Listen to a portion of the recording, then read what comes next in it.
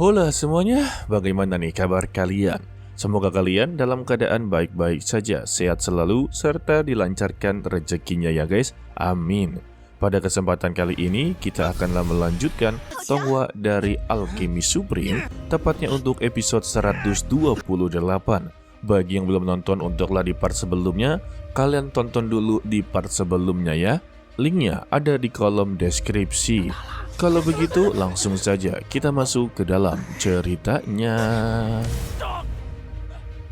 Setelah mendapati beberapa pukulan dari Petin, Tuan Zhuge malah mengancamnya kalau dia akanlah melaporkan semua ini kepada keluarganya guys. Lantas ya, Petin yang sangat tidak suka dengan tingkah lakunya, dia langsunglah menghadangnya.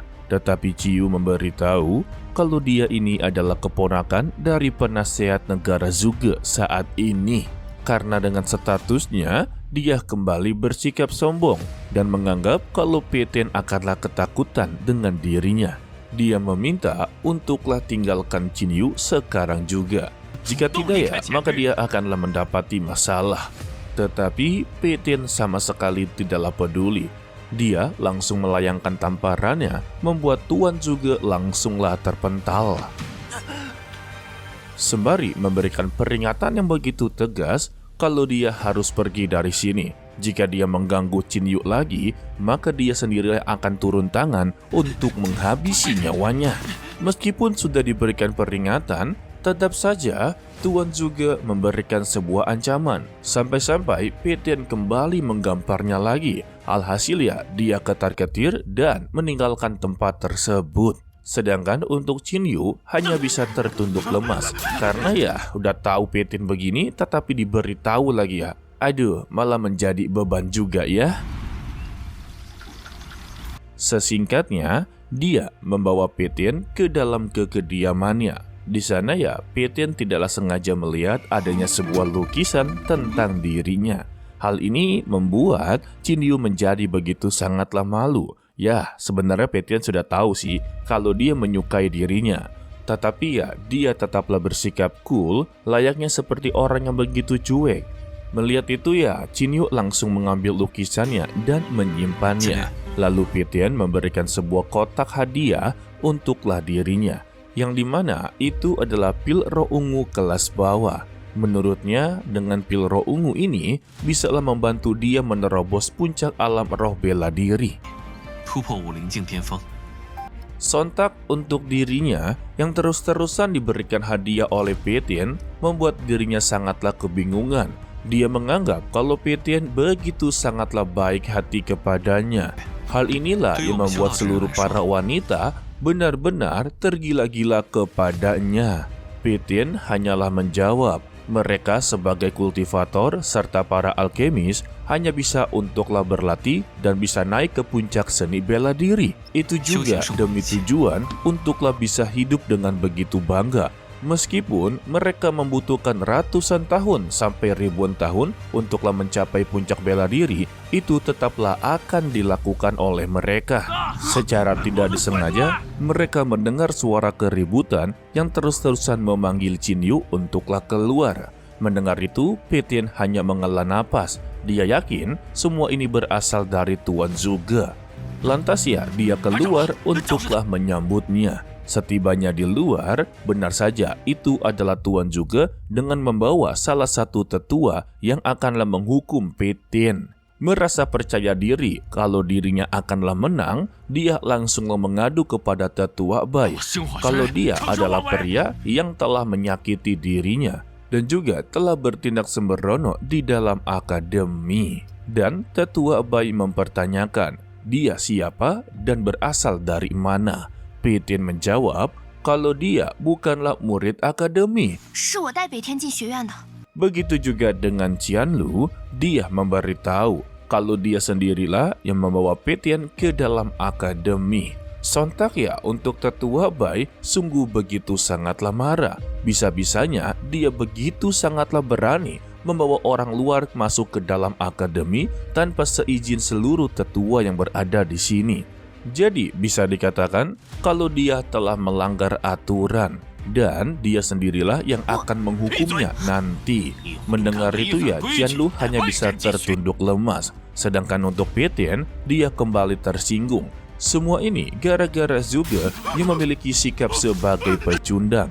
Dia langsunglah menghampirinya lagi dan melayangkan tamparannya, membuat Tuan Zhuge langsunglah terpental. Waduh, 3 kali gamparan ya.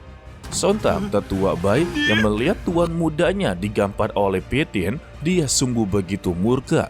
Karena ya, dia benar-benar sangatlah berani melukai orang tepat di depannya. Dia pun langsunglah mempersiapkan serangannya.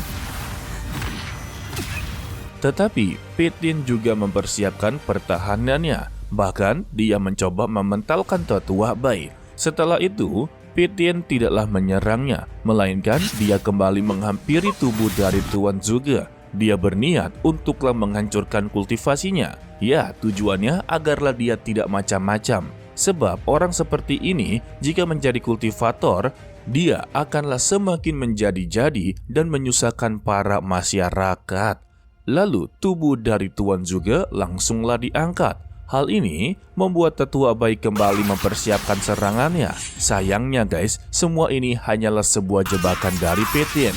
Ketika serangan dikerahkan, Peitian langsunglah mengalihkan tubuh dari Tuan Zhuge sebagai pertahanan. Tidak sampai di situ juga, mereka berdua langsung main tarik-tarikan.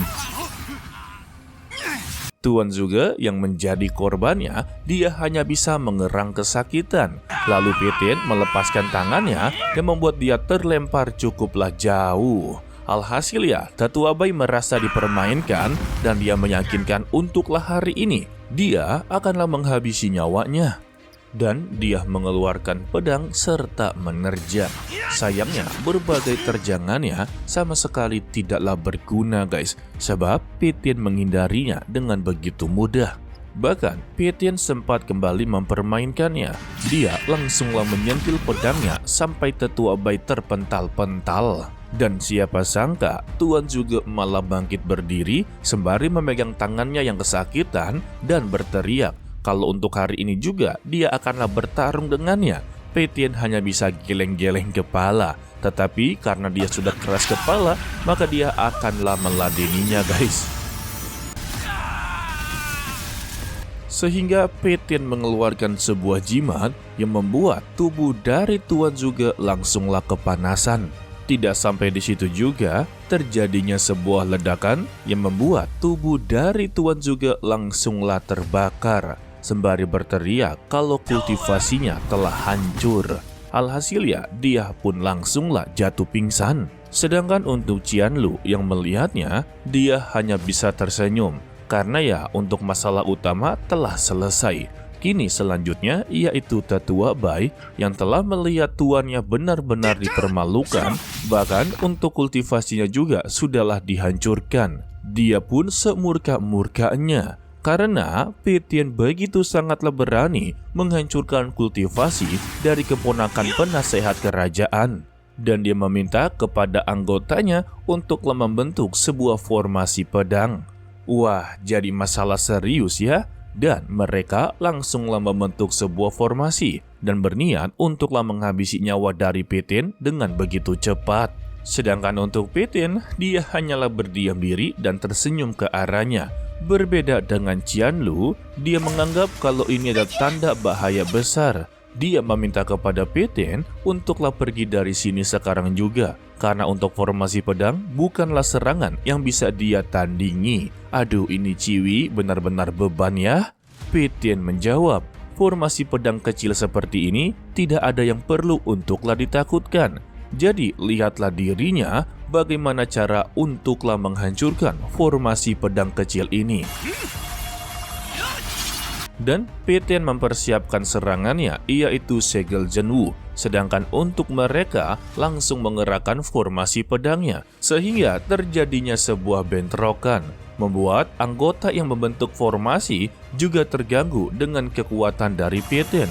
Sebab beberapa pedang juga berjatuhan di depan mereka. Ya, gimana orang kagak ketar-ketir ya? Lagi berdiam diri, di depannya ada sebuah pedang yang bisa untuklah merenggut nyawanya. Sehingga formasinya pun menjadi goyah, membuat serangan dari Pietien berhasil menghantam tubuh dari tetua Bai. Dan mereka semua pun tersungkur-sungkur.